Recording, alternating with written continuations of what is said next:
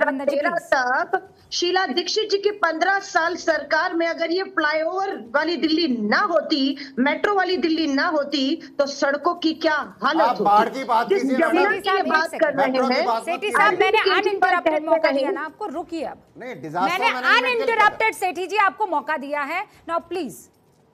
आज अरूबी का 13 से 23 आ गया, 10 साल से कांग्रेस नहीं है, ना दिल्ली में, ना नगर निगम में, ना देश में।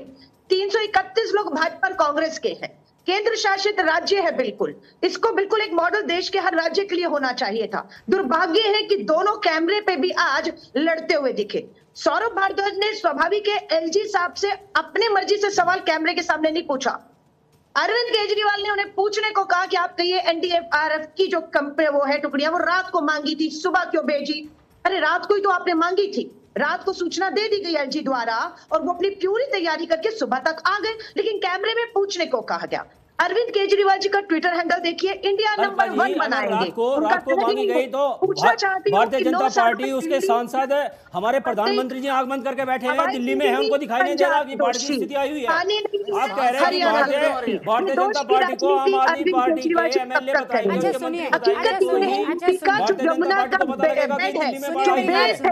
इतना भर चुका है, उसकी सफाई नहीं हो रही है। मैं उदाहरण देती हूँ आपके दर्शकों के लिए, रूबिका, गिलास 16,000 करोड़ रुपए का बजट है एक साल का। अगर पिछले 15 साल से भारतीय जनता पार्टी तो रुक जाइए, अब एमसीडी में भी आप हैं 2,40,000 करोड़ का दिल्ली को बजट मिला। 9 सालों भाजपा ने से क्या किया सरकार है एमसीडी में? विजेंद्र जी, थोड़ी शर्म कर लीजिए, थोड़ी शर्म कर लीजिए, रुकना चाहिए, थोड़ी शर्म कर लीजिए। 15 साल से एनडीआरएफ की सही टीम काम मांगी, होता, एहसान किया एनडीआरएफ की टीम मांग भ्रष्टाचार के। ना होता तो दिल्ली में मुझे ये बताइए 10 तारीख को क्यों कह रहे थे अरविंद केजरीवाल की बाढ़ नहीं आएगी?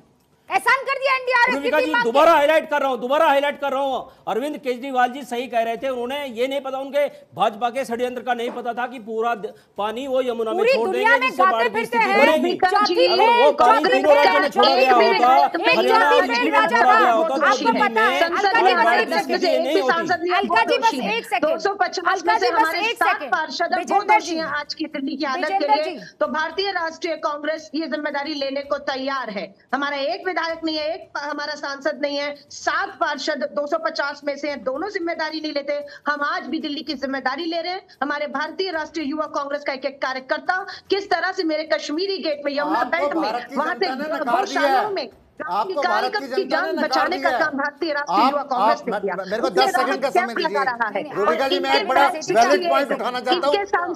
वैलिड पॉइंट, मेरे ख्याल से अलका लांबा जी को मेरी आवाज नहीं पानी निकलता है, तब ये पानी में खड़े होकर तस्वीरें खिंचाने आते हैं। एक सेकंड रुकिए, हरीश खुराना जी और परविंदर सेठी साहब, मैं आपके पास आऊंगी। दोनों ही आप मेरे इस वक्त माननीय लोग हैं, क्योंकि यहाँ स्टूडियो में आए हैं, मेरे मेहमान हैं।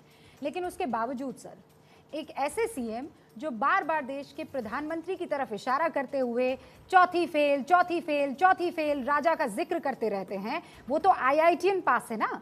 हाँ, और वो जो ये कहते हैं कि 10 जुलाई को कि बाढ़ नहीं आएगी, तो बताइए बेहतर कौन? नहीं, आप बेहतर कौन? आप ये कहना चाह रहे हैं कि एक पढ़ा लिखा जो पॉलिटिशियन नहीं होना चाहिए, अनपढ़ होना चाहिए। ना हमारे ये